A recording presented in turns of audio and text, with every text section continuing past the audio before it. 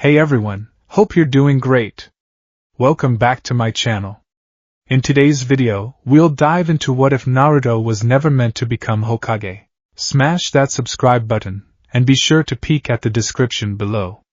Let's begin. The snow was white, but it didn't stay that way for long. That was the first thing Naruto Uzumaki noticed as the adrenaline of the Nine-Tails chakra began to recede, leaving his veins feeling like they had been scrubbed with broken glass. The snow fell softly, an unseasonal grace upon the land of waves, but where it touched the ground on the unfinished bridge, it turned into slush.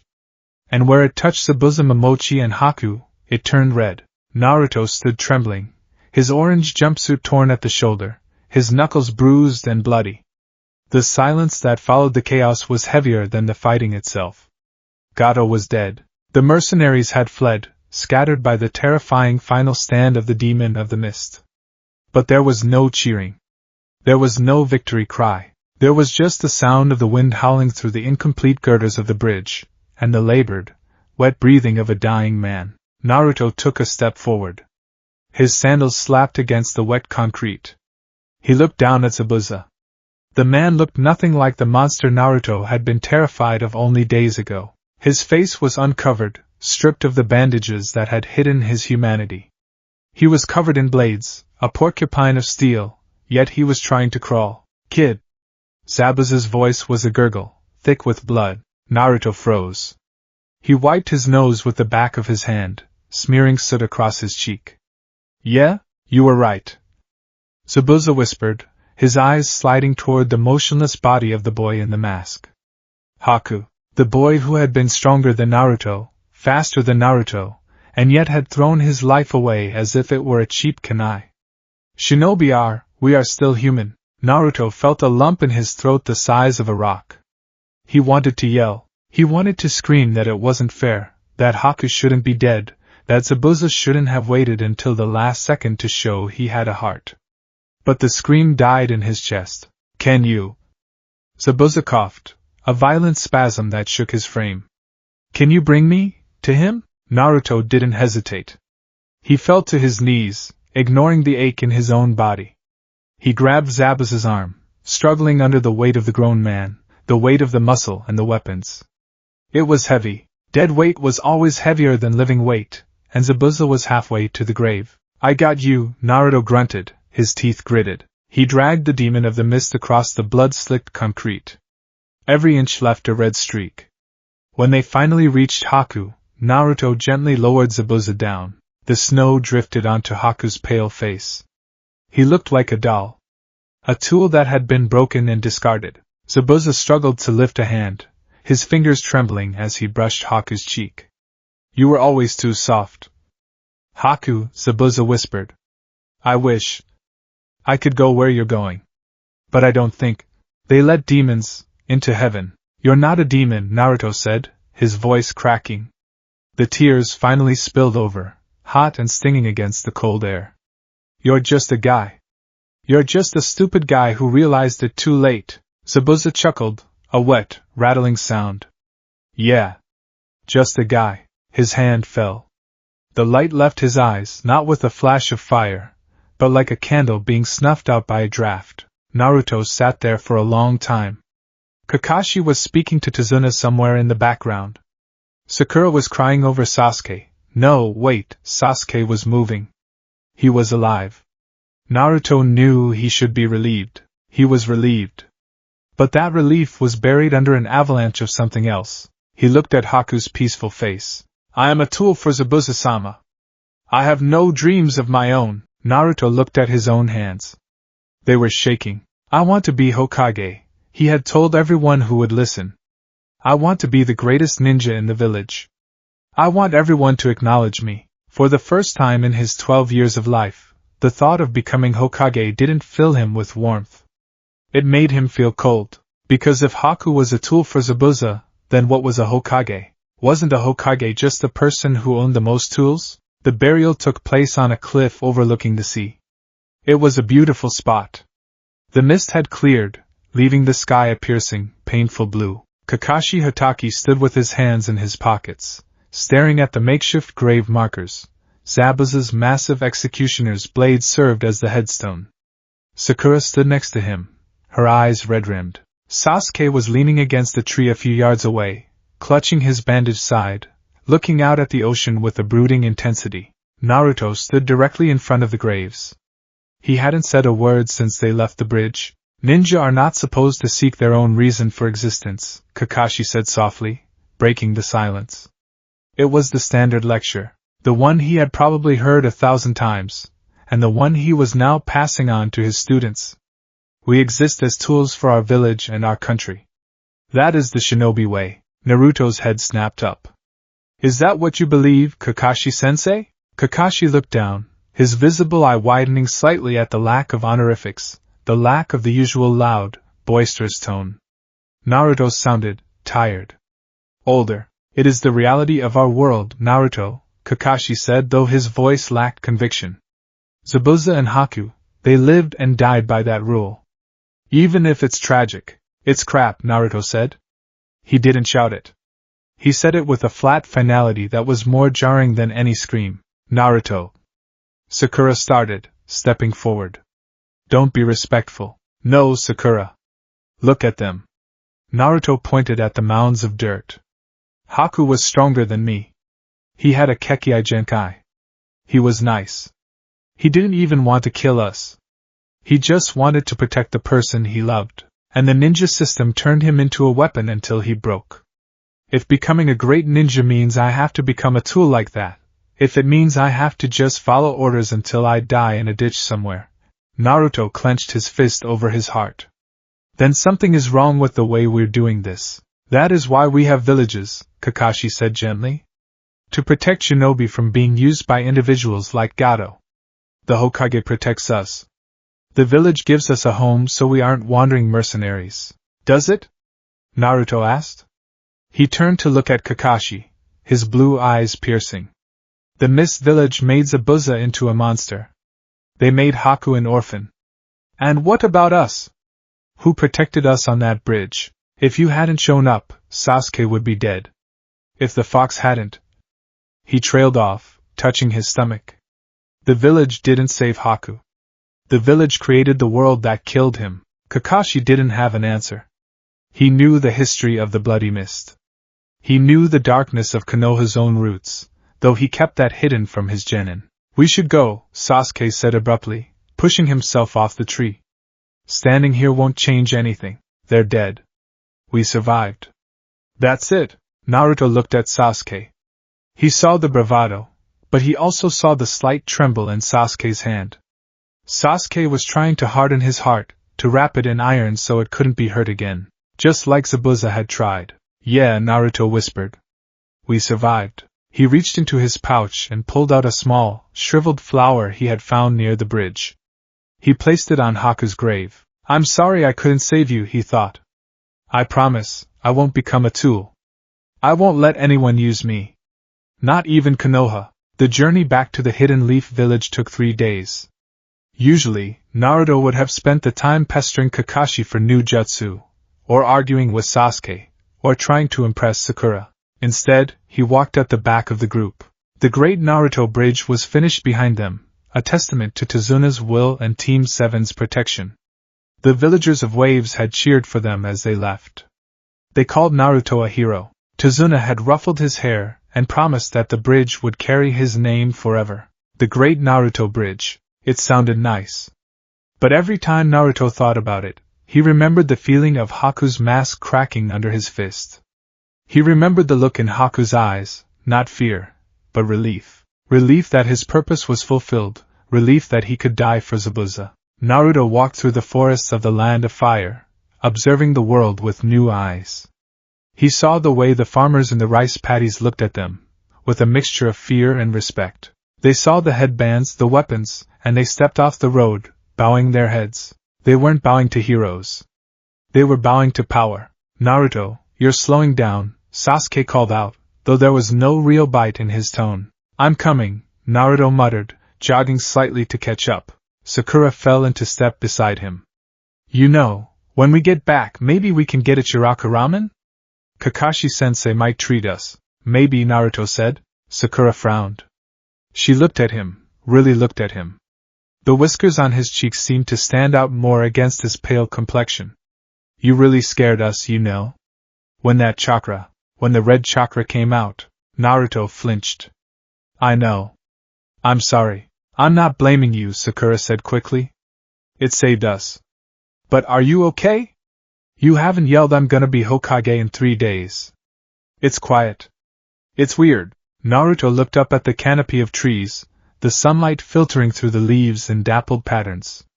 Sakura-chan, why do you want to be a ninja? Sakura blinked, taken aback by the serious question. Well, to serve the village. And to be with, you know. She glanced at Sasuke's back. And to prove I'm strong. To serve the village, Naruto repeated. That means doing whatever the Hokage says, right? Even if the Hokage says to kill someone like Haku? Sakura stopped walking for a second. Well, if they are an enemy of the village. Haku wasn't an enemy, Naruto said firmly. He was just a kid who had nowhere else to go. The world decided he was an enemy because he stood on the wrong side of a line drawn on a map. That's how war works, Naruto, Sasuke said from ahead, not turning around. You pick a side. You fight for it. If you don't like it, stop being a ninja. I don't want to stop being a ninja, Naruto said, his voice gaining a little strength. I just don't want to be that kind of ninja. The kind that follows blindly. The kind that becomes a tile in a game played by old men. Kakashi's single visible eye crinkled with concern as he listened. This wasn't just post-mission trauma. This was a fundamental shift in worldview. Most genin didn't grapple with the morality of the system until they were Chunin, or until they lost a teammate. Naruto was processing the cruelty of the shinobi world at hyperspeed. He has the potential to be a great revolutionary, Kakashi thought, or a great threat. The gates of Konoha were massive, painted green, and stood as a symbol of safety. As they passed the Chunin guards, Izumo and Kotetsu, Naruto felt a strange disconnect. The village was bustling. Civilians were haggling over prices at vegetable stands. Children were running around playing ninja, throwing rubber shuriken. The air smelled of charcoal and sweet bean buns. It was peaceful. It was happy, and it felt like a lie. They don't know, Naruto thought. They don't know that 3 days away, people are starving. They don't know that a boy my age died with a hole in his chest so that we could walk around safely. He looked up at the Hokage monument. The 4 faces carved into the mountain loomed over the village. The first, the second, the third, and the fourth. The heroes of the leaf. Naruto usually looked at that mountain with a burning hunger. He wanted his face up there. He wanted to be the 5th face, the biggest and best one, so that everyone who had ever looked down on him would have to look up to him. Now, he just saw stone. Cold, unfeeling stone. Hey! Naruto! Konohamaru lunged out from behind a camouflage fence, which was just a sheet painted with bricks, attempting a sneak attack. Naruto sidestepped him effortlessly, without even looking down. Konohamaru face planted into the dust. Boss! You're back! Konohamaru scrambled up, dusting himself off. Did you beat the bad guys? Did you use a super cool jutsu? I bet you're one step closer to being Hokage now, right? Naruto stopped. He looked down at the honorable grandson. Konohamaru's eyes were shining with hero worship. Konohamaru, Naruto said softly. Yeah, boss? Why do you want to be Hokage? Konohamaru blinked, confused by the lack of energy. Because it's awesome. The Hokage is the strongest, and then everyone has to respect me, not just because I'm the 3rd's grandson, but because I'm me. Recognition, Naruto thought. That's all it was for me, too. Just a way to stop the pain of being ignored. Being Hokage isn't just about being strong, Konohamaru, Naruto said, crouching down so he was eye level with the boy. It means you have to make choices. It means you have to send people to die. It means you have to sit in an office while your friends get hurt. Konohamaru recoiled slightly. Boss? You're scaring me. Naruto forced a small, sad smile. He ruffled Konohamaru's hair. Sorry. It was a tough mission. I'll see you later. He stood up and walked away, leaving a confused Konohamaru staring after him. The Hokage's office smelled of piped tobacco and old parchment. Hiruzen Sarutobi sat behind his desk, his hat resting on a stack of files. He looked kindly upon Team 7, though his eyes lingered on Naruto for a fraction of a second longer than the others. Kakashi delivered the report. He detailed the encounter with the Demon Brothers, the initial clash with Zabuza, the training, the ambush on the bridge, the appearance of Haku's ice mirrors, and the death of Gado. He left out the details of Naruto's Nine Tails transformation, simply stating that Naruto accessed a reserve of chakra to turn the tide. Hiruzen knew what that meant. Mission accomplished, Hiruzen said, nodding. You have done the village a great service. The bridge will stabilize the economy of the Land of Waves, which will in turn foster better trade relations with the Land of Fire. An A-rank success. It was a C-rank mission, Sasuke muttered. Which escalated, Hiruzen corrected. You will be paid for an A-rank. Naruto stood in the center of the room, staring at the third Hokage. He remembered the times he had vandalized the monument, the times he had pranked this old man. Hiruzen had always been lenient, a grandfatherly figure. But now, Naruto saw the man who had commanded armies. He saw the man who had let Zabuza's generation of mist ninja descend into madness without intervening because of treaties. GG, Naruto said. Hiruzen looked up, raising an eyebrow. Yes, Naruto? Could you have saved them? The room went quiet. Kakashi stiffened. Saved whom? Hiruzen asked gently. Haku. Zabuza. The people of waves, Naruto said. You're the professor. The god of shinobi. You have ANBU. You have armies. You knew Gado was a bad guy. Everyone knew. Why did we have to wait until a bridge builder lied on a request form to go help them? Hiruzen sighed, putting down his pipe. He clasped his weathered hands together. Naruto, the world is a complicated place. The hidden villages operate under strict agreements. We cannot simply send forces into another nation, even a minor one like Waves, without a contract. It would be seen as an act of aggression by the other great nations. It could trigger a war, so we let them suffer? Naruto asked, his voice rising. We let kids like Haku become weapons because of borders. It is for the greater good, Hiruzen said, his voice firming. A Hokage must think of the village first. If I acted on every injustice in the world, Konoha would be in flames within a year. My duty is to the people within these walls. Naruto looked at the walls of the office. They were covered in portraits of the previous Hokage, the greater good.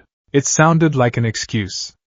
It sounded like something a coward would say to justify letting bad things happen. So being Hokage means choosing who lives and who dies based on what's good for the village, Naruto summarized. In a sense, yes, Hiruzen admitted. It is a heavy burden. Naruto took a deep breath. He felt something snap inside him, not a bone, but a chain. The chain that had bound him to the idea that the only way to be worth something was to wear that hat. Then I don't want it, Naruto said. Hiruzen's eyes widened. Kakashi turned his head sharply. Even Sasuke looked at him in shock. What did you say? Hiruzen asked. I said I don't want it, Naruto repeated, his voice steady. I don't want to be Hokage. If being Hokage means I have to look at a kid like Haku and say sorry, saving you isn't politically convenient, then I don't want the job. Naruto, Kakashi warned, watch your tone. No, Kakashi-sensei, Naruto said, stepping back. I'm gonna be a ninja. I'm gonna be strong. Stronger than anyone. But I'm not gonna do it so I can sit behind a desk and decide who dies. I'm going to be strong enough so that I never have to make a choice like that. I'm going to save everyone I can, whether the village likes it or not. He glared at the third Hokage, not with hate, but with defiance. I'm going to find my own way. Naruto turned and walked out of the office. He didn't slam the door. He closed it quietly. The sun was setting by the time Naruto found himself at his apartment. He hadn't gone to Ichiraku with Sakura and Sasuke. He needed to be alone. His apartment was messy. Cup ramen containers were stacked in the corner. His clothes were piled on the floor. It was the room of a brat. He started cleaning. He threw away the old ramen cups. He folded his clothes. He scrubbed the dust off the small table. He needed order. He needed to clear the clutter from his life so he could think. He sat on his bed and took off his forehead protector. The metal plate with the leaf symbol glinted in the fading orange light. He ran his thumb over the spiral symbol. I am a shinobi of the leaf, he told himself. I won't abandon the village. But I won't belong to it either. Not completely. He thought of Zabuza's final words. Shinobi are still human. I'm going to prove it, Naruto whispered to the empty room. I'm going to prove that you can be a ninja and still have a heart. I'm going to change this world, Haku. I promise. He tied the headband back on, but it felt different now. It wasn't a crown he was striving for. It was just a piece of metal. A tool, and he was the one who would decide how to use it. 2 days later, Naruto stood in the training ground. Team 7 had been given a few days off to recover, but Naruto couldn't sit still. He wasn't practicing the shadow clone jutsu. He wasn't trying to act cool. He was running through physical conditioning drills. Push-ups. Sprints. Tree climbing. Basic, grueling work. He realized in waves that he was weak. His chakra was massive, but his control was garbage, and his taijutsu was sloppy. Zabuza had tossed him around like a ragdoll until the fox came out. He didn't want to rely on the fox. The fox was hatred. Naruto wanted strength that came from him. You're up early. Naruto paused mid-push-up and looked up. Sasuke was standing there, hands in his pockets. Couldn't sleep, Naruto said, resuming his rhythm. 98, 99. 100. He collapsed onto the grass, breathing hard. Sweat dripped from his nose. Sasuke walked over and sat down on a nearby log. He didn't mock Naruto. He didn't call him a loser. The dynamic had shifted since the bridge. They had both seen death. They had both felt the fear of losing each other. What you said to the Hokage, Sasuke said quietly. Did you mean it? Naruto rolled over and sat up, wiping his face with a towel. Yeah, you've been shouting about being Hokage since the academy, Sasuke pointed out. It's your whole thing. It was a dream, Sasuke, Naruto said, looking at his hands.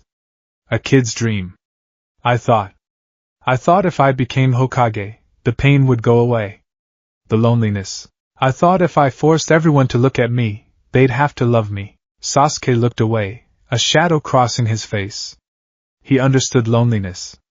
He understood the desperate need to fill the void left by family, but in waves. Naruto continued clenching his fist. I saw what real strength is. It's not a title. It's not a desk. Zabuza was strong because he fought for something. Haku was strong because he had someone to protect. The Hokage, he's just a manager. I don't want to manage the village. I want to protect people. And sometimes, the rules get in the way of protecting people. Sasuke was silent for a long moment. Then, he looked at Naruto with a glint of respect in his dark eyes. You're an idiot, Sasuke said, but there was no venom in it. But, you might be onto something. Heh. Naruto grinned, a flash of his old self, but sharper. You watch, Sasuke. I'm going to become a ninja who doesn't need permission to do the right thing. Just don't get in my way, Sasuke said, standing up. I have my own path. And I need to get strong enough to kill him. I know, Naruto said. He stood up too.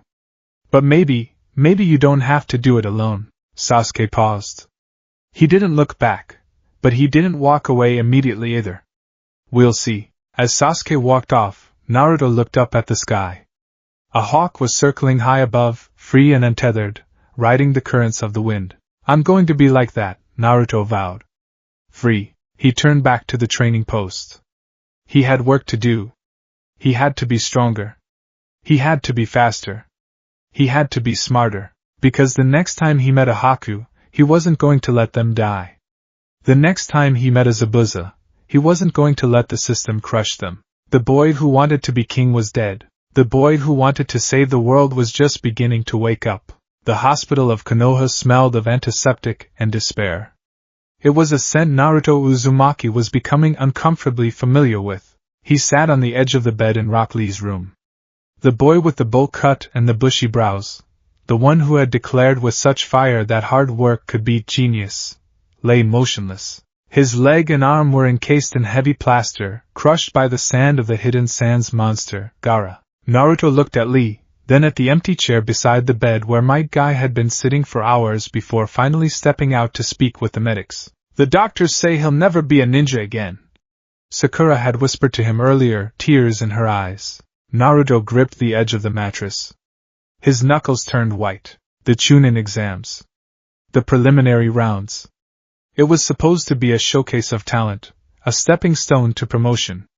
But Naruto didn't see it that way anymore. After the Land of Waves, and now this, he saw it for what it truly was. It was a meat grinder. It was a spectacle put on by the older generation to see which of the children could kill the most efficiently. They threw Lee into a cage with a monster, and when Lee broke himself to win, the system simply shrugged and prepared to discard him. Naruto stood up, the chair scraping loudly against the linoleum floor. He couldn't stay here. The air was too stifling.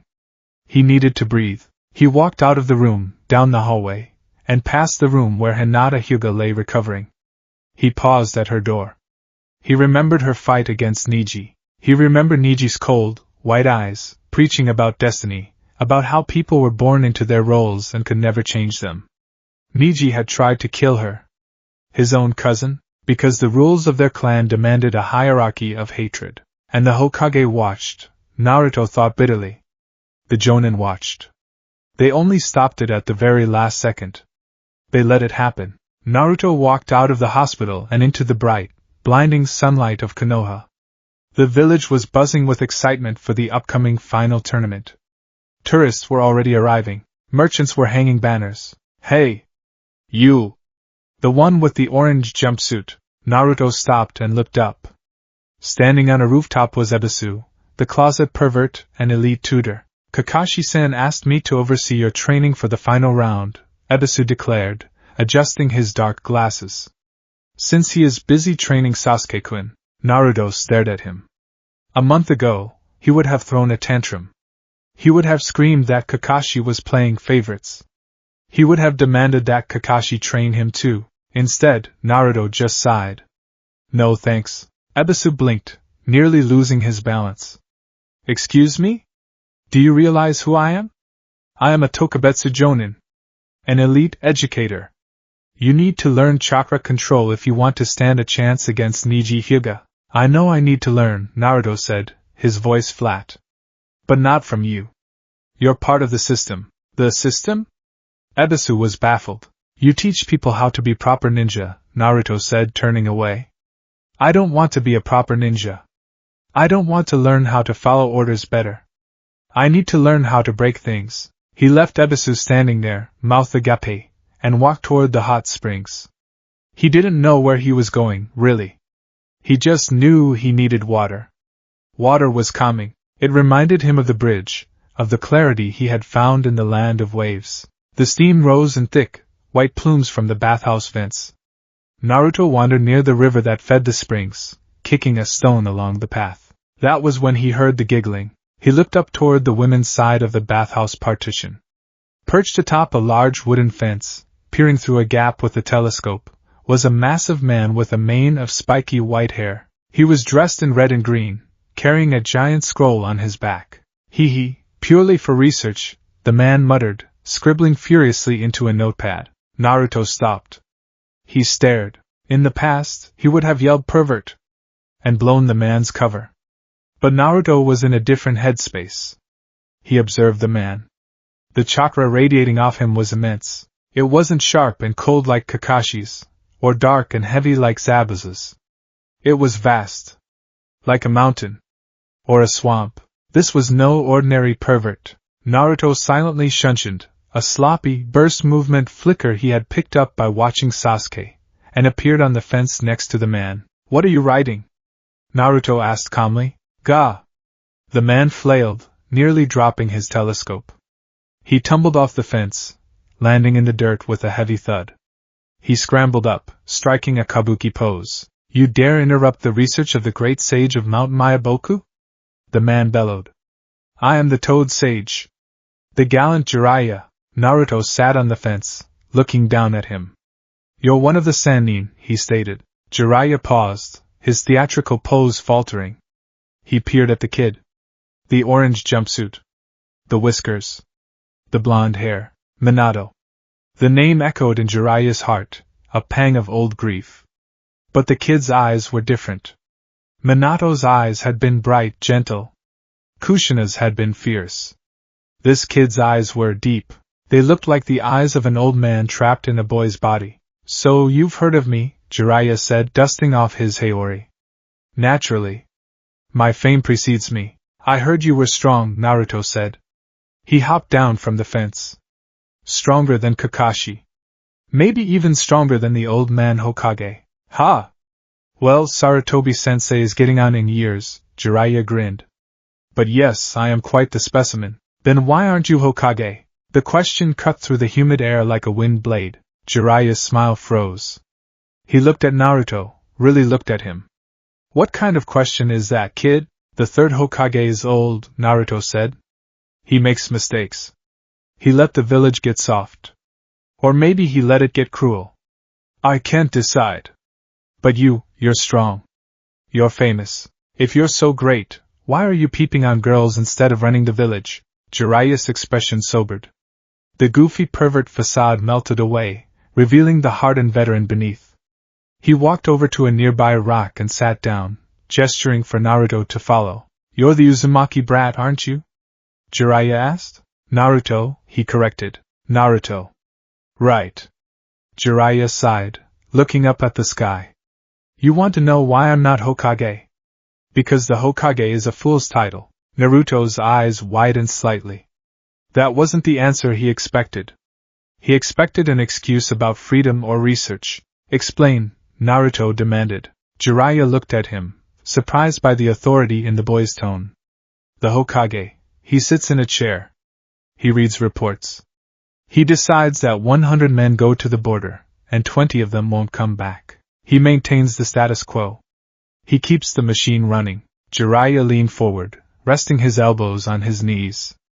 I saw too much of the world to want to sit in a village and pretend that our side is the only side that matters. The world is vast, Naruto, and it is filled with hatred. A Hokage manages the hatred within his borders. A sage tries to find a way to end the hatred entirely. Naruto felt a shiver run up his spine. This was what he had been feeling since Zabuza died. The cycle of hatred, Naruto whispered. Jiraiya blinked. You know it? I saw it, Naruto said quietly. In the land of waves. The Mist Village killed its own students to make them strong. So Zabuza became a demon. He killed Gado's men. Gado killed the townspeople. Everyone killing everyone because they were afraid or hungry or ordered to. And the Hokage, he just said it was politics. Jiraiya was silent for a long moment. He hadn't expected to have this conversation with a 12-year-old. He thought he'd have to buy the kid popsicles and teach him to walk on water. You're a strange one, Naruto, Jiraiya murmured. You sound less like a Konoha ninja and more like a wanderer. I don't want to be Hokage anymore, Naruto confessed. It was the first time he had said it out loud to anyone but the third and his team. I want to be strong enough to stop the killing. Not just for Konoha, for everyone. Like a bridge, Jiraiya laughed. It was a loud, booming sound, but there was warmth in it. A bridge, huh? There was a man once, a student of mine, who wanted to be the same thing. What happened to him? He died, Jiraiya said, the light dimming in his eyes. Because the world wasn't ready for him. Or maybe I wasn't a good enough teacher. He stood up abruptly. Ebisu was supposed to teach you, right?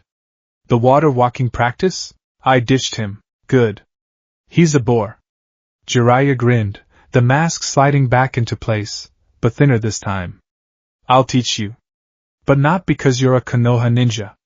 And not because I want you to win this tournament. Then why? Because if you really want to change the world, kid, Jiraiya said, tapping Naruto's forehead with 2 fingers, you're going to need to see more than just the inside of these walls. And you're going to need power that doesn't come from a village order. The training ground was a secluded gorge with a rushing river and steep cliffs.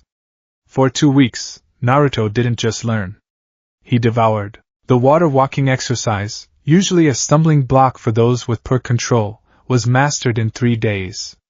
Not because Naruto's talent had suddenly spiked, but because his focus was absolute. He wasn't distracted by showing off. He wasn't yelling. He treated every step on the water as a meditation. But the real lesson happened at night, by the campfire. Jiraiya told stories. He didn't tell stories of great victories or cool jutsus. He told stories of the rain village, perpetually weeping under gray skies. He told stories of the rock village's stubborn pride, and the sand's desperate poverty. The 5 great nations act like they are the world, Jiraiya said one night, poking the fire with a stick. But they are just the biggest bullies in the playground. The small villages, grass, rain, waterfall, they get trampled every time the giants decide to dance. Naruto listened, his eyes reflecting the flames. So why doesn't anyone stop them? Because power respects power, Jiraiya said. To stop a Kage, you have to be stronger than a Kage. But if you become that strong, usually you just become another Kage, and the cycle continues. Unless you refuse the hat, Naruto said. Jiraiya looked at him. Exactly. Unless you refuse the hat. He reached into his robe and pulled out a large scroll. He tossed it to Naruto. The summoning contract, Jiraiya announced. Toads. Naruto unrolled it. He saw the names. Jiraiya. Minato Namikaze. My dad? Naruto asked softly, recognizing the name from history class, the 4th Hokage. He didn't know the relation yet, and Jiraiya didn't offer it. The 4th was a hero, Jiraiya said carefully. But even he was bound by duty. He died protecting the village. He saved it, yes. But he couldn't change the world. Jiraiya pointed to the blank space. Sign it in blood. But know this, Naruto. Toads are travelers. We don't like staying in one place. We move. We watch. If you sign this, you're not just getting a combat partner. You're joining a lineage of hermits and sages. You're stepping onto a path that is lonely. Naruto bit his thumb without hesitation. The blood welled up, red and sharp. I've always been lonely, Erosenin, Naruto said, using the nickname but with a strange lack of malice. At least now, I'll have a direction. He pressed his hand to the paper. The seal spread, black ink drinking the red blood. Summoning jutsu. There was a poof of smoke. A small, orange toad with blue markings appeared. Gamakichi looked up at Naruto. Yo. You got any snacks? Naruto smiled. It was a genuine smile, rare these days. No snacks. But I'm going to show you the world. The day of the finals, the stadium was packed. The roar of the crowd was a physical weight, pressing down on the combatants in the arena. Lords and ladies, daimyo and generals, they all sat in the shaded stands, hungry for violence. Naruto stood in the center of the dirt arena, facing Neji Hyuga. Neji looked regal, his Byakugan already active, veins bulging around his eyes. He looked at Naruto with a mix of pity and disdain. You should withdraw, Neji said calmly. Destiny has already decided this match. A failure like you cannot defeat a genius like me. Just as a branch cannot defy the trunk. The proctor, Genma, chewed on his samban. Begin. Naruto didn't rush in. He didn't create 1,000 shadow clones. He stood his ground, his hands hanging loosely at his sides. Destiny, Naruto repeated. The word tasted like ash. You talk a lot about destiny, Neji. But all I hear is a bird complaining about the cage while holding the key in its beak. Neji's eyes narrowed. What would you know of it? You have no clan. You have no seal marked on your forehead. You are free in your ignorance. Neji lunged. He was fast. Terrifyingly fast. His fingers were like spears, aiming for Naruto's tenketsu points. 8 trigrams, 2 palms. Naruto dodged. He didn't block. He moved with the fluid, sliding grace of the water-walking training. He shifted his weight, letting Neji's strikes pass within millimeters of his jacket. 4 palms. 8 palms. Neji was relentless. A strike clipped Naruto's shoulder, numbing his arm. Another hit his ribs. Naruto grunted, skidding back. You cannot run forever! Neji shouted. 64 palms. He closed the distance. Naruto was trapped in the sphere of strikes. He took the hits, dozens of them. His chakra points were sealed. His legs gave out. He collapsed into the dirt. The crowd cheered for the genius of the Hyuga. Proctor, Neji said, turning away. Call the match. Not yet. Neji froze. He turned back. Naruto was standing up. His legs were shaking, but he was standing. He coughed, spitting blood onto the ground. How? Niji demanded. I sealed your chakra points. You should be unable to stand. You sealed my own chakra, Naruto rasped. He closed his eyes. He went deep inside, to the sewer where the beast lived. Usually, he would scream at the fox. He would demand rent. But today, Naruto stood before the massive cage in the darkness. Kurama, Naruto said softly. The giant eye opened, a slit of burning crimson. You know my name? No. You don't. You just guess. What do you want, brat? To beg for power? No begging, Naruto said. A trade. I need to break a cage out there. You know what cages feel like, don't you? The fox growled, a sound that shook the water around Naruto's ankles. You insolent. Lend me the chakra, Naruto said coldly. Not to win a tournament. But to prove that seals can be broken. The fox stared at him. Then, a low, rumbling chuckle echoed. Different. You are different today. Fine. Take it. Show me what you can break. In the arena, the air pressure dropped. Red chakra bubbled up from the ground around Naruto. It didn't swirl chaotically like before. It coated him, dense and heavy. The ground cracked under his sandals. Niji took a step back, his Byakugan widening in fear. What is that? That chakra. It's not human. You said destiny is fixed, Naruto said, his voice layered with a guttural growl. You said you can't fight your nature. You bear the caged bird seal, so you think you're a slave. Naruto vanished. He reappeared in front of Niji. The speed was blinding. Niji barely had time to bring up his rotation. Bam! Naruto's fist, coated in red chakra, slammed into the spinning dome of chakra. The collision sent a shockwave through the stadium that rattled the teeth of the spectators. People aren't tools, Naruto roared, pushing against the rotation. And they aren't slaves to a mark on their head. With a final heave, Naruto shattered the rotation. Niji was thrown back, tumbling across the dirt. He tried to stand, but Naruto was there. Naruto didn't hit him again. He stopped his fist an inch from Niji's face. The wind from the punch blew Niji's hair back, exposing the green swastika seal on his forehead. The red chakra faded. Naruto stood there, panting, his blue eyes returning. You're a genius, Niji, Naruto said softly, so only Niji could hear.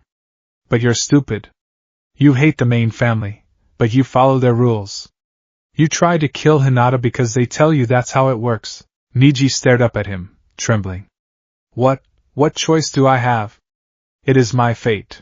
Fate is just a word people use when they're too scared to make a different choice, Naruto said. He straightened up, looking at the proctor. I win. Genma looked at Niji, who was conscious but utterly broken in spirit. Winner, Naruto Uzumaki, the crowd erupted. They cheered for the underdog. They cheered for the spectacle. Naruto didn't wave. He didn't grin. He looked up at the Kage box. He saw the third Hokage clapping politely. He saw the Kazekage, Orochimaru in disguise, staring with predatory interest. Naruto felt sick. They're cheering, he thought. They're cheering because we put on a good show. They don't care that Niji is suffering. They don't care that I'm a Jinchuriki. We're just gladiators. He turned and walked toward the exit tunnel. In the stands, Jiraiya sat with a grim smile. He's got the fire of a revolutionary, Jiraiya muttered to himself. Sarutobi-sensei, you might have trouble with this one. He's not going to be the loyal soldier you wanted. Beside him, Kakashi was reading his book, but his eye was fixed on Naruto's retreating back.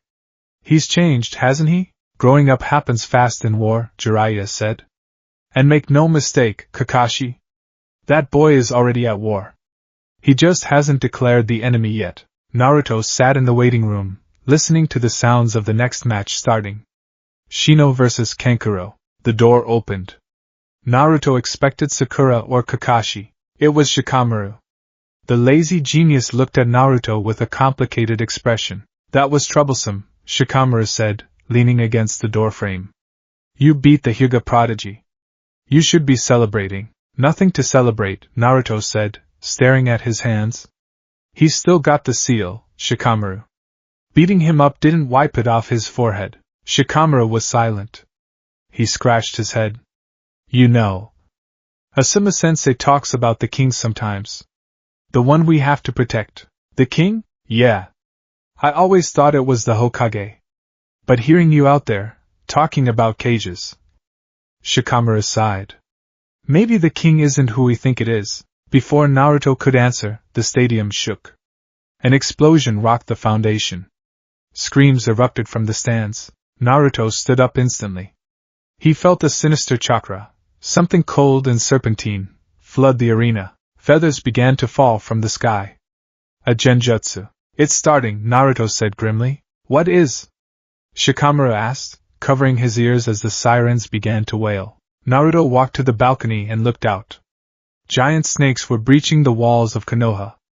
The sand and sound ninja were attacking. The peace was broken. The treaties were burning. The reality check, Naruto said. He didn't rush to defend the Hokage. He didn't rush to the front lines to earn glory. He scanned the chaos for his friends. He saw Sakura collapsing under the genjutsu. He saw Sasuke chasing after Gaara, running straight out of the village. Sasuke, Naruto thought. He's running away again. Into the dark. I'm going after Sasuke, Naruto told Shikamaru. Wait. That's desertion of the defensive formation. Shikamaru yelled. We have orders to. I don't care about orders. Naruto snapped, turning back. His eyes were fierce. The village can protect itself. It has walls. It has Anbu. It has a Hokage. Sasuke has no one. Naruto leaped over the railing. He summoned chakra to his feet and sprinted into the forest, ignoring the burning buildings behind him. He wasn't running to save the leaf. He was running to save a soul from being consumed by the very system he was beginning to despise. I won't let you become Zabuza, Sasuke, Naruto vowed as he tore through the trees. I won't let you become a memory on a stone. Behind him, the fires of Konoha rose high into the sky, casting long, twisting shadows over the faces of the Hokage monument. From a distance, it almost looked like the stone faces were crying. The rain at the Valley of the End did not cleanse. It only made the statues weep. Naruto Uzumaki stood on the head of Hashirama Senju, the first Hokage. Across the roaring chasm of the waterfall, standing upon the head of Madara Uchiha, was Sasuke. The sky was the color of a bruised plum, heavy and suffocating. The air between them crackled with ozone and killing intent, a physical weight that pressed against Naruto's chest. But it wasn't the pressure that made it hard to breathe. It was the look in Sasuke's eyes. It wasn't madness. It wasn't the chaotic frenzy of the curse mark, though the black flame-like patterns were receding across his skin. It was clarity. Naruto, Sasuke said. His voice carried effortlessly over the roar of the water. You don't understand. You think this is about power? You think I'm going to Orochimaru just to get stronger? Naruto wiped a mixture of rain and blood from his chin. His orange jacket was shredded, the mesh armor beneath torn open. The red chakra of the nine tails bubbled beneath his skin, healing his wounds, but it couldn't heal the ache in his chest. You're going to a monster, Naruto shouted, but the old fire was missing from his voice. It was a plea, not a command. Orochimaru killed the old man third. He destroyed the village. He's going to use your body like a spare set of clothes. You're just trading one master for another. And what is the village? Sasuke shot back, his Sharingan spinning lazily. The village is a master too, Naruto. It just has a nicer face. Sasuke stepped forward, the water slick beneath his sandals. Itachi killed my clan. My mother. My father. And he did it as a ninja of the leaf. He was a tool of the village. The village created him. If I stay, I just become part of the machine that ground my family into dust. Naruto froze. The words hit him harder than the Chidori had earlier. The machine. He thought of Haku, dying for a tool's purpose. He thought of Niji, branded with a cage on his forehead. He thought of the third Hokage, speaking of the greater good while children died in wars over borders. I have to cut the bond, Sasuke said, raising his hand. The chirping of 1,000 birds began to scream. Lightning gathered in his palm, dark and violet, corrupted by the curse mark. As long as I am connected to you, to Team 7, to Konoha, I am weak. I am a slave to sentiment. I need to be alone to see the darkness clearly, Sasuke. Naruto whispered. Prepare yourself, Naruto. Sasuke roared, his face contorting. He lunged. Naruto didn't scream Rasengan, with the intent to drag his friend back. He formed the sphere of spiraling chakra, the violet energy of the fox mixing with the blue. They flew toward each other. The waterfall seemed to hold its breath. He's not wrong, a treacherous voice whispered in Naruto's mind. The village couldn't save his heart. How can you save him by dragging him back to the place that broke him? The hesitation was microscopic, a fraction of a second. But in a battle of high-speed jutsu, a fraction of a second was an eternity. Naruto's Rasengan met Sasuke's Chidori. The world turned white. A sphere of black light engulfed them, devouring the rain, the sound, and the air. Naruto felt the searing pain of the lightning tearing through his chakra cloak. He looked into Sasuke's eyes one last time. He saw the tear tracking down Sasuke's cheek, boiling away in the heat of the jutsu. I can't break his bones to fix his soul, Naruto realized. His will faltered. The Rasengan dissipated a moment too early. Sasuke's hand drove forward. Naruto felt the impact in his chest, a dull, thudding crunch. The breath left his lungs. He was thrown backward, tumbling through the air like a broken kite. He slammed into the stone face of the first Hokage, sliding down the wet rock until he hit the ledge. He lay there, staring up at the gray sky. Raindrops fell into his open eyes, stinging. He couldn't move his arms. The red chakra was sluggish, receding back into the seal. Footsteps approached. Slow. Heavy. Sasuke stood over him. The curse mark had receded. He looked exhausted, clutching his own shoulder where Naruto had managed to scratch his headband, the only mark Naruto had left on him. Sasuke stared down at Naruto. He raised his hand, fingers twitching, perhaps to finish it. Why? Naruto rasped, blood bubbling at the corner of his mouth. Why didn't you aim for the heart? Sasuke looked at his own hand. Because that's what Itachi would want. To kill my best friend, to get power, that's his way. Sasuke clenched his fist and lowered it. I will obtain power my own way. Sasuke turned his back. The symbol of the Uchiha fan on his shirt was stained with mud. Don't come after me, Naruto, Sasuke said softly. If you do, I'll kill you next time. For real. Sasuke. Naruto tried to shout, but it came out as a wheeze. He tried to reach out, his fingers scrabbling against the wet stone. Sasuke didn't look back. He leaped away, vanishing into the forest, heading toward the sound, toward the darkness, toward his own twisted version of freedom. Naruto lay alone in the rain. I failed, he thought. The darkness crept in at the edges of his vision. I promised Sakura. I promised myself. But as consciousness faded, a deeper, colder thought took root. He left because he had to. And I'm still here. 2 days later, consciousness returned in fragments. First, the smell. Antiseptic. The smell of the place where people went when they were broken. Second, the sound. The steady, rhythmic beeping of a heart monitor. The sound of life being measured in mechanical intervals. Naruto opened his eyes. The light was harsh. He blinked, adjusting to the white ceiling. He knew the ceiling. He had stared at it too many times. He tried to sit up, but a wave of nausea pinned him down. His chest was heavily bandaged. His chakra felt drained, a dry well. Don't move, idiot. Naruto turned his head. Sitting in a chair by the window, silhouetted against the afternoon sun, was Shikamaru Nara.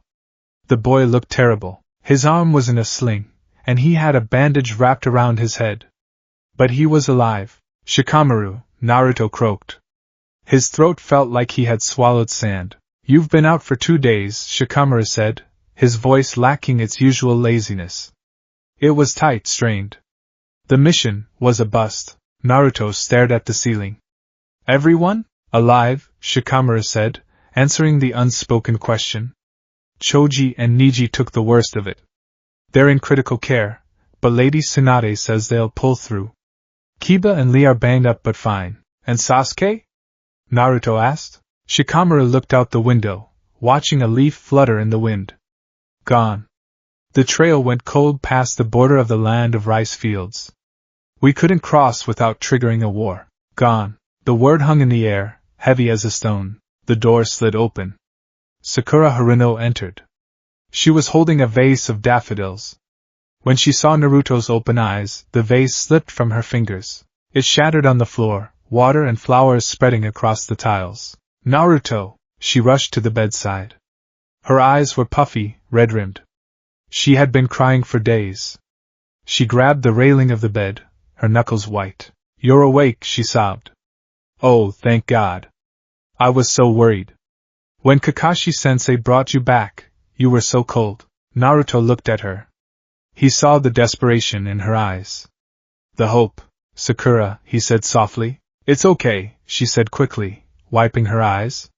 "You're alive. That's what matters. And next time." She took a shaky breath, trying to force a smile. "Next time, we'll get him back together, right? You promised. You said you'd bring him back. We just have to get stronger and—" "No." The word was quiet, but it stopped Sakura mid-sentence. She blinked. "What? I can't bring him back, Sakura-chan. Don't say that." Sakura's voice rose, shrill and panicked. "I know it went wrong, but we can't give up on him. He's our teammate. You promised. You did your way of the ninja promise."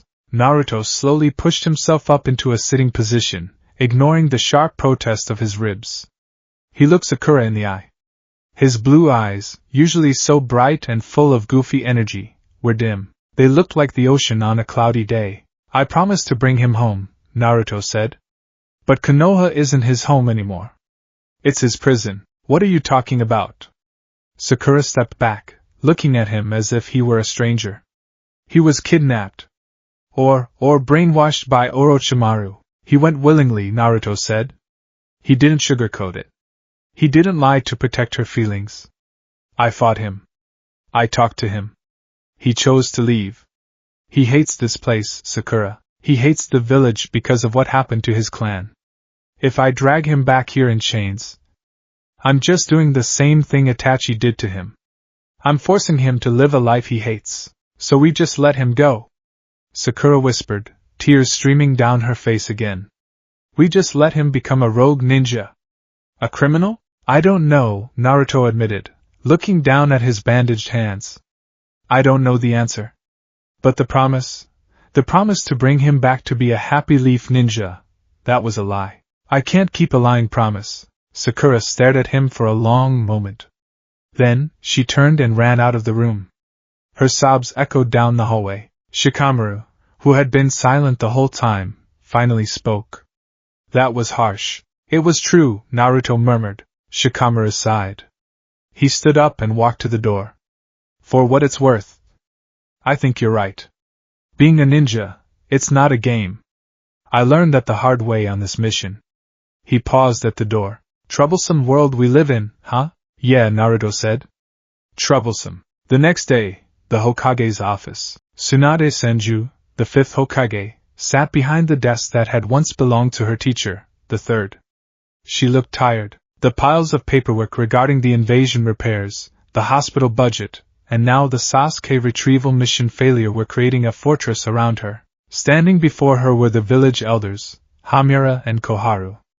And standing in the center of the room, leaning on a crutch, was Naruto. "The Uchiha boy has crossed the border," Hamura stated, his voice dry and devoid of emotion. "He is in possession of the Sharingan and potentially village secrets. He is now a threat level A. He must be placed in the bingo book." "Agreed," Koharu nodded. "He is a nuke Nin. Hunter Nin should be dispatched immediately with orders to eliminate." "Wait," Tsunade snapped. She slammed her hand on the desk. "We are talking about a genin. A child. One who was targeted by a Sannin. He is an Uchiha," Hamura countered. "And he defected. The law is clear, Tsunade. You cannot let sentiment cloud your judgment just because he was your student's student." Naruto listened. He felt a burning heat in his gut, but it wasn't the Nine Tails. It was pure, unadulterated anger. "Is that all he is?" Naruto asked. His voice was quiet, but it cut through the elders' bickering. They turned to look at him. Naruto, Tsunade warned gently. You shouldn't be out of bed. Is that all he is? Naruto repeated, looking at Hamura. An entry in a book? A target to be deleted? He is a traitor, Koharu said sharply. He abandoned his duty. Duty? Naruto laughed. It was a dry, humorless sound. His clan was murdered. Everyone he ever loved was butchered. And who failed to stop it? The village. You, Naruto. Tsunade stood up. That is enough. You don't know the history. I know enough. Naruto shouted, dropping his crutch. He stood on his own 2 feet, wincing but remaining upright. I know that Itachi did it. And I know the village let it happen. And now, when Sasuke breaks because he can't handle the pain, your first instinct isn't to help him, it's to kill him to keep him quiet. The room went deadly silent. The elders looked at Naruto with narrowed, suspicious eyes. They saw the flash of the fox in his eyes, but more dangerously, they saw the intelligence of a dissident. You tread on dangerous ground, boy, Hamura whispered. Loyalty to the village is absolute. If loyalty means killing your friends because they're hurting, Naruto said, staring them down, then I don't want your loyalty. He turned to Tsunade. Granny, send your hunter-nin if you want. But if you touch him, if the leaf kills Sasuke before I can save him. He didn't finish the threat. He didn't have to. The implication hung heavy in the air. Get out, Tsunade said softly. Her eyes were shadowed. Naruto turned and limped out of the office. As the door closed, Koharu turned to Tsunade. That boy is a liability. He questions authority. He sympathizes with traitors. And he holds the 9 tails. He must be restricted. He is grieving. Tsunade shot back. Leave him alone. But as she sat back down, Tsunade looked at the door with worry. She had seen that look in men's eyes before. It was the look of a man who was done believing in fairy tales. It was the look of a man preparing to walk away. The hospital roof. The wind was picking up.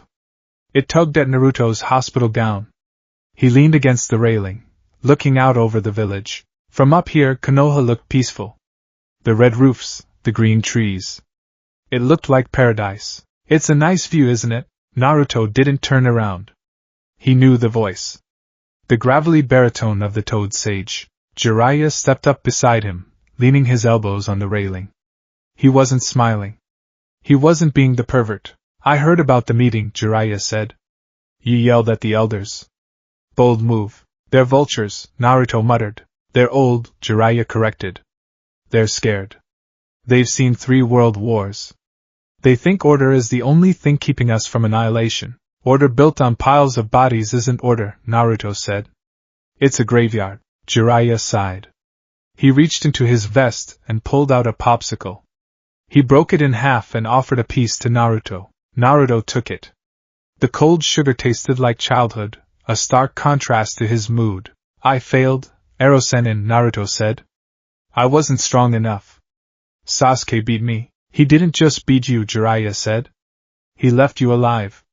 That means the bond isn't severed, not completely. But he is gone, Naruto.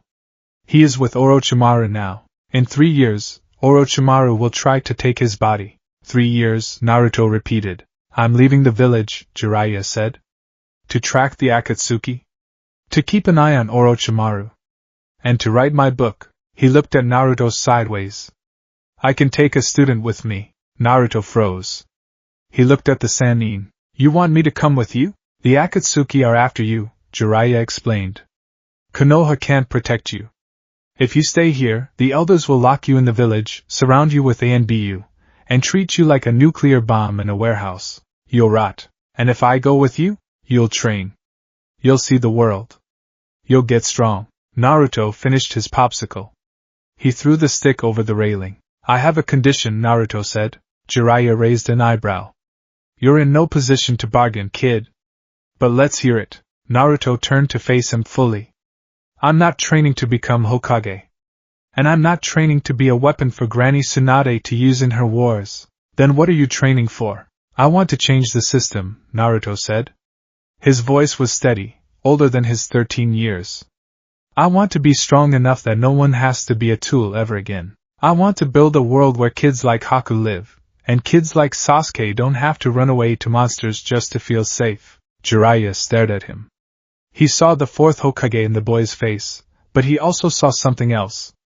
He saw the prophecy. He who will bring great stability or great destruction. That's a tall order, Jiraiya said. That's not a ninja's path. That's a revolutionary's path. Call it what you want, Naruto said. Teach me to be a sage. Teach me to be free. If you can do that, I'll go. Jiraiya grinned. It was a genuine, proud grin. Pack your bags, brat. We leave at dawn. Dawn, Naruto's apartment. The apartment was quiet. Dust motes danced in the early morning light. Naruto had packed quickly. A few sets of clothes. His frog wallet. A picture of Team 7, the one taken when they were barely genin, when life was simple. He looked around the small room. This had been his whole world. The cup ramen stains on the table. The expired milk in the fridge.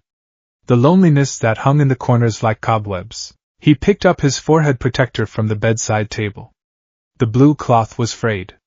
The metal plate had a deep scratch across the leaf symbol, the mark Sasuke had made at the valley. A scratch on the leaf, Naruto thought. Fitting. He held it for a long time. It was the symbol of his dream. The dream to be Hokage. The dream to be accepted. He walked over to the table and set the headband down. He wasn't abandoning the village. He wasn't a traitor. But he wasn't theirs anymore. He wouldn't wear the symbol until he knew what it truly stood for. Until he could wear it without lying to himself. He grabbed his backpack and walked to the door. He didn't look back. The village gates. The sun was just cresting over the horizon, painting the sky in hues of gold and pink. Jiraiya was waiting by the massive green gates, leaning against a post, his giant scroll on his back. You ready? Jiraiya asked. Yeah, Naruto said. He was wearing a new outfit, a darker jacket, less orange, more practical. He had no headband. Naruto, he stopped.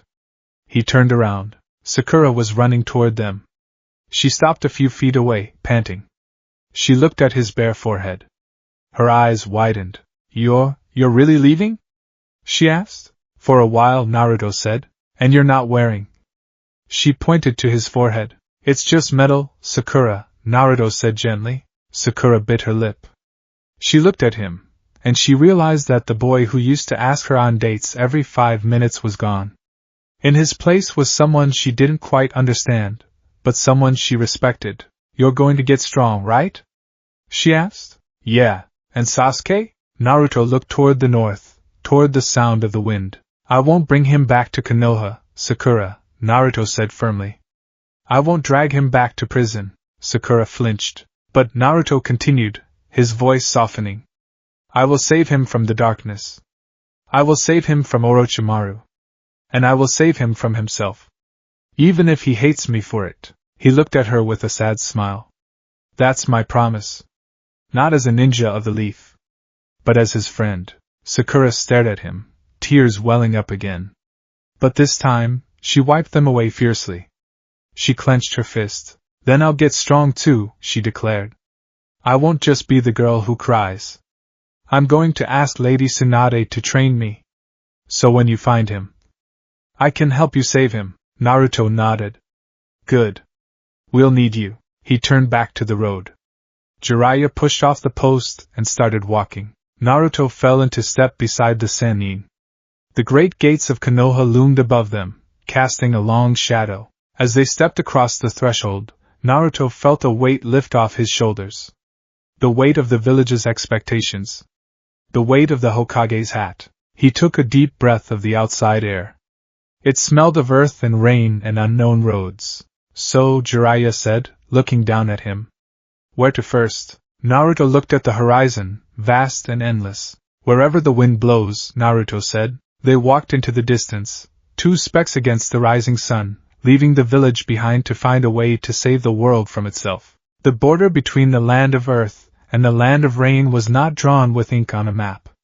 It was drawn with mud, blood, and the rusted remains of shuriken that had been buried for decades. It was a gray place. The sky was a perpetual bruised purple, heavy with clouds that refused to scatter. The rain here didn't wash things clean, it just made the rot slicker. Naruto Uzumaki pulled the hood of his cloak tighter against the drizzle. He was 16 now, though his eyes held the weary depth of a man twice that age. He sat on a moss-covered rock overlooking a small valley. Below, a hamlet of wooden shacks was burning. It wasn't a large fire. The damp wood hissed and smoked more than it flamed, but the screams were clear enough. Bandits. Or maybe rogue ninja. In these lawless zones between the great nations, the distinction was often academic. Are you going to intervene? Jiraiya stood behind him, leaning against a dead tree. The toad sage looked older too. The lines around his eyes were deeper, and his white hair seemed a little wilder. He wasn't looking at the village. He was looking at Naruto. They're wearing headbands with a slash through the rock symbol, Naruto observed, his voice calm. But their weapons are mass-produced kunai from the land of fire. War surplus, Jiraiya noted. Sold off by corrupt quartermasters after the Third War. It ends up here. Konoha steel killing earth peasants, Naruto murmured. He stood up. He wasn't wearing the orange jumpsuit anymore. That bright beacon of a boy was gone. He wore dark gray pants, taped at the shins, a black shirt, and a heavy, travel-stained poncho that was a faded shade of rust orange, a callback to his old color, but muted by the world's grit. He wore no forehead protector. I'll handle it, Naruto said. Don't kill them if you can help it, Jiraiya advised. Dead men don't learn lessons. I know. Naruto stepped off the cliff. He didn't fall, he caught the wind. He didn't fly, exactly, but his mastery of wind release had evolved. He used the air currents to slow his descent, landing in the center of the muddy village square with the lightness of a falling leaf. 3 bandits were terrorizing a family near the well. One raised a sword. Naruto didn't shout. He didn't announce his arrival. He simply moved. He was a blur of gray and rust. He appeared inside the bandit's guard. His palm struck the man's solar plexus, not with a fist, but with an open hand. Frog kata ripple. He didn't use nature energy. He couldn't gather it that fast yet, but he used the principle.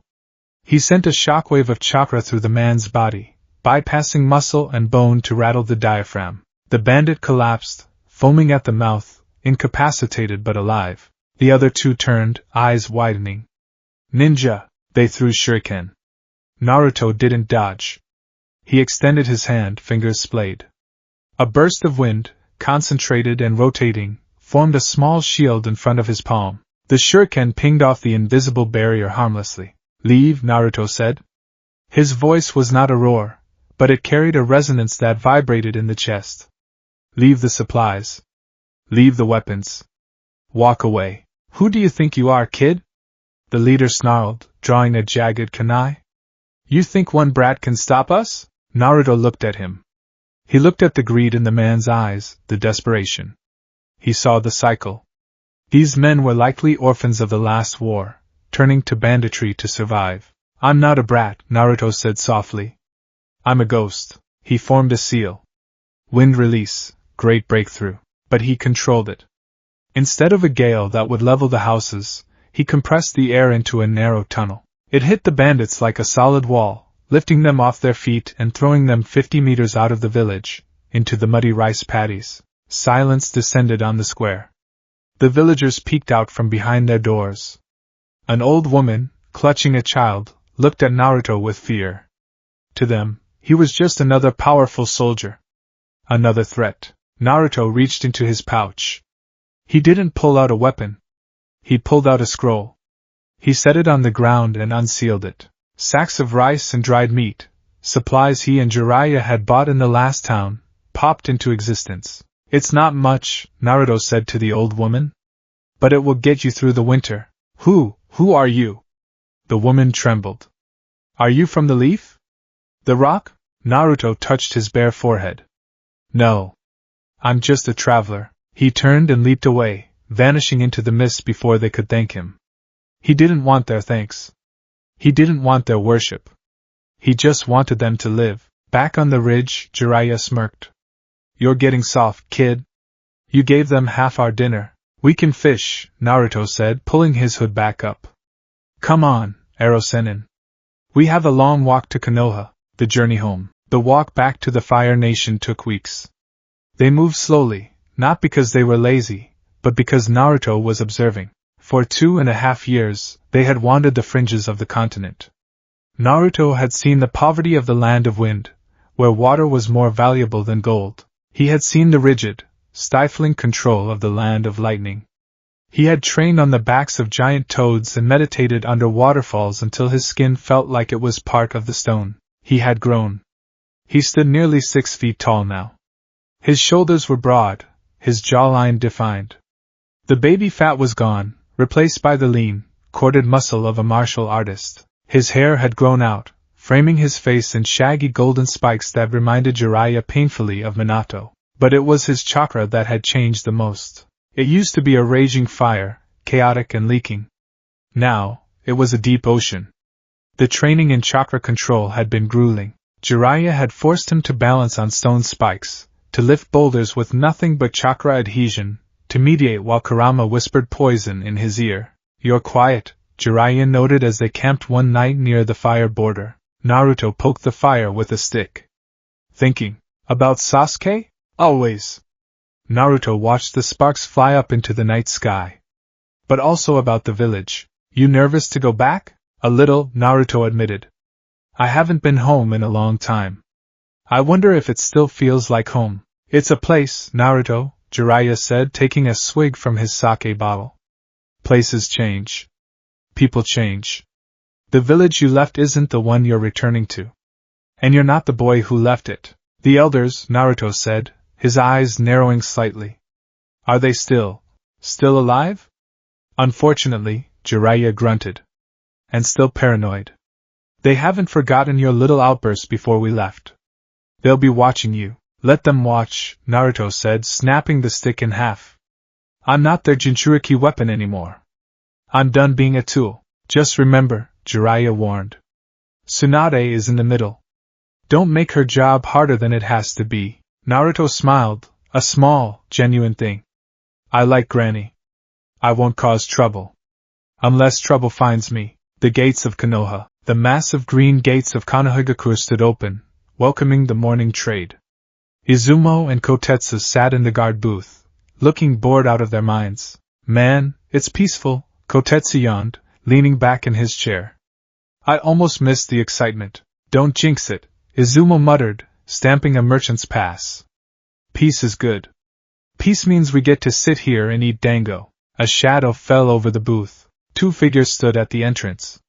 One was a towering man with a white mane of hair, unmistakable to anyone in the ninja world.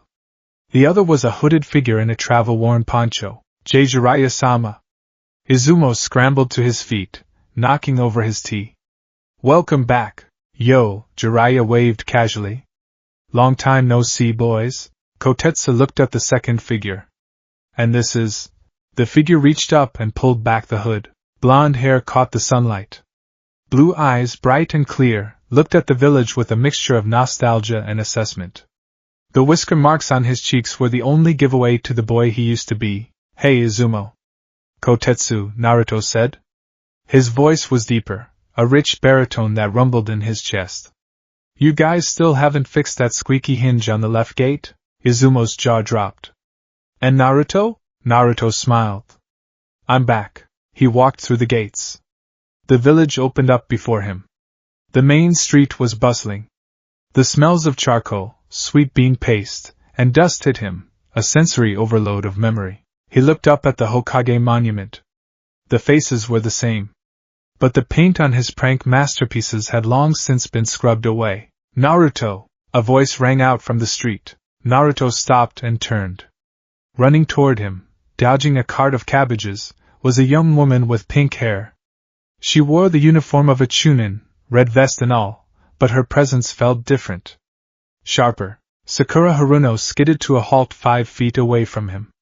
She was breathing hard, her green eyes wide as she scanned him from head to toe. "You're tall," she whispered.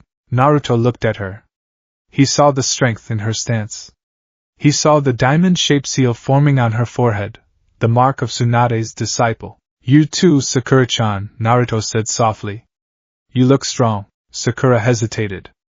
In the old days, Naruto would have tackled her in a hug or shouted about how beautiful she was. But this Naruto just stood there, hands at his sides, looking at her with a calm warmth. It unnerved her, but in a good way. She stepped forward and punched him in the arm. Ow! Naruto deadpanned, though he hadn't flinched. You idiot! Sakura grinned, tears forming in the corners of her eyes. You didn't write. 2.5 years and not a single letter. Ero-sennin kept me busy, Naruto said, rubbing his arm. And I didn't know what to say. Not until I figured some things out. Did you? She asked, her expression sobering. Figure things out? Naruto looked toward the north, a reflex he couldn't control. Some things. Not everything. Boss. A blur of yellow and blue shot out from an alleyway. Konohamaru Sarutobi, now a genin, lunged at Naruto. Sexy jutsu. Girl-on-girl action. Konohamaru shouted, transforming midair into a cloud of smoke and suggestive poses. Sakura wound up for a punch, ready to send the perverted kid into orbit. But Naruto didn't react. He didn't get a nosebleed. He didn't cheer. He simply sidestepped. He reached into the smoke, grabbed the real Konohamaru by the back of his collar, and lifted him up. The smoke cleared. Konohamaru dangled there, reverted to his normal self, looking confused. Boss? You're not impressed? Naruto set him down gently. He crouched so he was eye level with the third's grandson. Konohamaru, Naruto said seriously. A ninja uses deception to outsmart an enemy, not to degrade themselves. If you want to be respected, you have to respect yourself first. Konohamaru blinked. Sakura blinked. Jiraiya, standing in the background, stifled a laugh. Who are you and what have you done with Naruto? Konohamaru whispered. Naruto chuckled, ruffling the kid's hair. I grew up, Konohamaru. You should too. He stood up. Come on. I need to see Granny Tsunade. The test. The Hokage's office hadn't changed, but the occupant had certainly made it her own. Sake bottles were hidden, poorly, behind stacks of reports. Tsunade sat at the desk, looking both relieved and annoyed by the interruption. Kakashi was there too, leaning against the wall, his nose buried in a new edition of Ika Tactics. So, Tsunade said, lacing her fingers together. The prodigal son returns. Jiraiya's reports were sporadic and vague. I like to keep an air of mystery, Jiraiya claimed, leaning against the window. Naruto, Kakashi said, closing his book. He looked his student over with a visible eye that crinkled in a smile. You look different, Kakashi-sensei. Naruto bowed slightly. A respectful, measured bow. Kakashi raised an eyebrow. Formalities? From Naruto? Well, Tsunade said, standing up. We can catch up on the details later. But first I need to see where you stand. Standard protocol for returning assets requires a combat assessment. A fight? Naruto asked. A test, Kakashi corrected. Tomorrow morning. Training ground 3. Same as last time. Me against you, and Sakura. Naruto looked at Sakura. She cracked her knuckles, a confident smirk on her face. Don't drag me down, Naruto. I've been training with Lady Tsunade. I'm not the same girl who stood in the back. I know, Naruto said. I can feel your chakra. It's dense. Controlled. Sakura flushed slightly at the compliment. Fine, Naruto said to Tsunade. Tomorrow morning. Training ground 3. The dew was still fresh on the grass. The 3 wooden posts stood as silent witnesses to the past. Kakashi stood in the center of the field, holding 2 bells. You know the rules, Kakashi said. Come at me with the intent to kill. If you don't get a bell by noon, no lunch. Nostalgic, Sakura commented, pulling on her gloves. Begin. Sakura moved first. She didn't use hand signs. She just dashed forward, screaming a battle cry, and punched the ground. Boom! The earth exploded. It wasn't just a crater, it was a tectonic shift. Massive slabs of rock jutted upward, forcing Kakashi to leap into the air to avoid being crushed. Monster strength, Kakashi noted, flipping backward. Just like Tsunade-sama. While Kakashi was airborne, Naruto moved. He didn't run. He seemed to glide, his feet barely touching the shattered earth. He was behind Kakashi in an instant. Kakashi sensed him, barely. He spun, swinging a kunai. Naruto didn't block. He swayed. His body moved like grass in the wind, the kunai passing through the empty space where his neck had been a millisecond before. Wind release, gale palm. Naruto thrust his palm forward. A burst of compressed air slammed into Kakashi's vest, launching the Jonin into the forest. He's fast, Kakashi thought, recovering midair and landing on a branch. And he didn't use a shadow clone. No wasted chakra. Kakashi hid his presence. He waited. In the past, Naruto would have run in screaming, "Where are you?" Silence settled over the training ground. Sakura stood back to back with Naruto in the clearing. "He's hiding," Sakura whispered. "I can't sense him." "Up," Naruto said calmly. 10 o'clock. Third branch. "How do you know?" "The wind," Naruto murmured. "It curves around him." Naruto closed his eyes. He wasn't entering sage mode. He needed too much time for that still. But he was opening his senses to the environment, a trick the toads had taught him. He felt the disturbance in the natural flow of the air. "Sakura. Throw me." "What?" "Throw me." Hard. Sakura didn't argue. She grabbed Naruto's hand, spun around with terrifying velocity, and launched him like a human missile toward the tree line. Naruto flew through the air. As he approached the tree where Kakashi was hiding, he formed a seal. Shadow clone jutsu. 3 clones appeared. But they didn't attack Kakashi. They grabbed the original Naruto's arms and legs, spinning him even faster, turning him into a living drill. Wind release, spiraling drill. Kakashi's eyes widened. He leaped away just as Naruto pulverized the massive oak tree, turning it into sawdust. Kakashi landed, uncovering his Sharingan. "Okay, playtime is over." He went through hand signs. Fire release, fireball jutsu. A massive ball of flame roared toward Naruto. Naruto stood his ground. He took a deep breath. His chest expanded. Wind release, great vacuum. He exhaled a gust of wind so powerful it didn't just fan the flames, it extinguished them, blowing the fire back until it suffocated. Naruto emerged from the smoke. He was right in front of Kakashi. Kakashi went for a taijutsu exchange. He threw a punch. Naruto parried with an open palm. He kicked. Naruto swept his leg. It was fluid. It was precise. It was soft. Soft fist? No, not Hyuga style, Kakashi analyzed. It's frog kata. He's fighting with the air pressure around his strikes. Kakashi jumped back to create distance, reaching into his pouch. Well, you've certainly improved. But let's see how you handle genjutsu. Kakashi prepared to cast a visual illusion. Spoiler alert, Naruto said. Kakashi paused. What? The ending of Ika Ika Tactics, Naruto said, his face completely blank. The main character isn't actually in love with the Countess. He's in love with her sister. The Countess dies. Kakashi froze. His visible eye went wide with horror.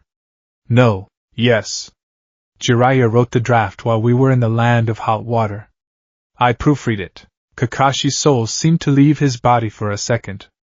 The ultimate spoiler. In that second of devastation, Naruto vanished. A chime sounded. Kakashi looked down. The bells were gone. Naruto stood next to Sakura, tossing the bells in the air. Got him, Sakura cheered. Yes. We did it! Kakashi slumped against a rock, defeated not by jutsu, but by heartbreak. That was, low Naruto. Strategically brilliant. But morally bankrupt. Naruto shrugged, a small smirk playing on his lips. A ninja must use every advantage. Isn't that what you taught us? The refusal. Later that afternoon, in the Hokage Tower, Tsunade looked over the report Kakashi had submitted, once he recovered from his shock. Exceptional, Tsunade said. Taijutsu, A rank. Ninjutsu, A rank. Tactical analysis, S rank. You defeated an elite Jonin without using the Ninetales chakra. She looked at Naruto, beaming with pride. Naruto Uzumaki, based on this assessment and Master Jiraiya's recommendation, I am hereby granting you a field promotion to Jonin. You skipped Chunin, but honestly it would be a waste of time to put you in the exams. She picked up a green flak jacket from her desk and held it out. Sakura gasped. Naruto! That's amazing! Jonin at 16! Naruto looked at the vest. It was the symbol of authority.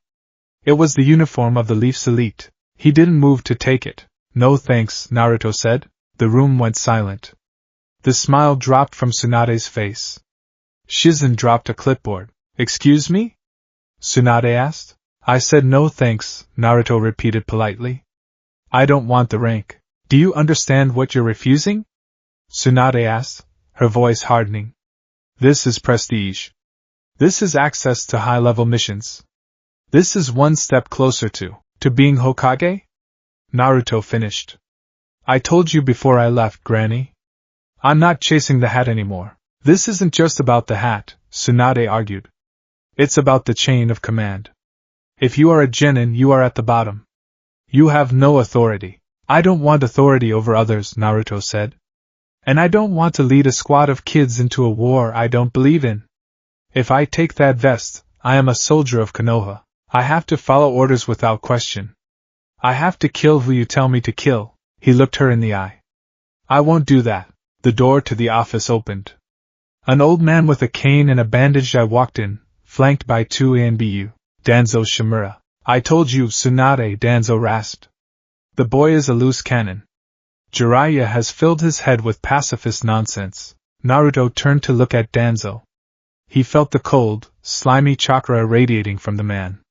Darkness, Naruto thought. Pure darkness. He refuses the rank because he thinks he is above the village, Danzo said, tapping his cane. A Jinchuriki that does not submit to the hierarchy is a danger. He should be confined, placed under root observation. Silence, Danzo, Tsunade snapped. He is my ninja, is he? Danzo countered. He refuses your uniform. He refuses your rank. Who does he serve, if not himself? Naruto stepped forward.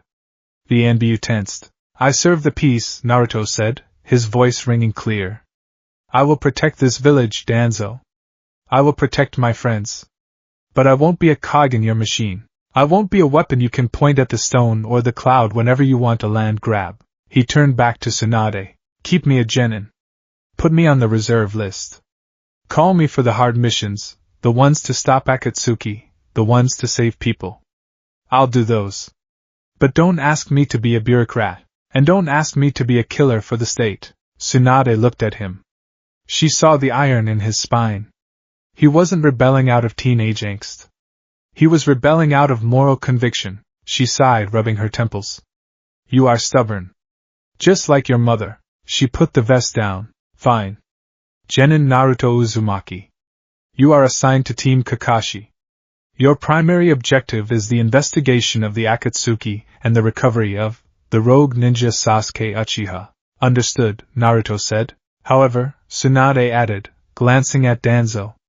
Because of your unique status and your refusal of rank, you will be subject to monitoring. You are not to leave the village without authorization. I can live with that, Naruto said. For now. He bowed to Tsunade, ignored Danzo entirely, and walked out of the room. The rooftops. Night had fallen. Naruto sat on the roof of his old apartment building, looking at the moon. You made quite a scene, Kakashi said, appearing beside him. I just told the truth, Naruto said. Danzo won't forget that, Kakashi warned. He views you as a weapon that has malfunctioned. I know. Naruto pulled his legs to his chest. But I'm not a weapon, sensei. I'm a container. There's a difference. A container for what? Naruto tapped his stomach. For a beast. Then he tapped his heart. And for a hope. He looked at Kakashi. Jiraiya told me about the prophecy. About the one who will bring peace. I don't know if it's me. But I know that becoming a Jonin, becoming Hokage, that's the old way. The old way created pain. It created Madara. It created Orochimaru. We have to try something new. Kakashi looked at his student. He felt a strange mixture of pride and melancholy. The goofy kid was gone. In his place was a philosopher warrior. Well, Kakashi said, patting Naruto's shoulder. Whatever path you walk, I've got your back. Team 7 sticks together. Thanks, Kakashi-sensei. Naruto stood up. The wind blew his cloak around him. Now, Naruto said, his eyes sharpening. We have a job to do. The Akatsuki are moving. And they have the Kazekage. Kakashi blinked. How do you know that? The wind, Naruto said enigmatically. It carries whispers from the sand. In reality, one of Jiraiya's toads had just popped into his hood with a message scroll, but Naruto enjoyed the mystique. Let's go, Naruto said. Gaara needs us. He leaped off the roof, diving into the night. A walker of the earth bound by no borders, only by the bonds he chose to keep.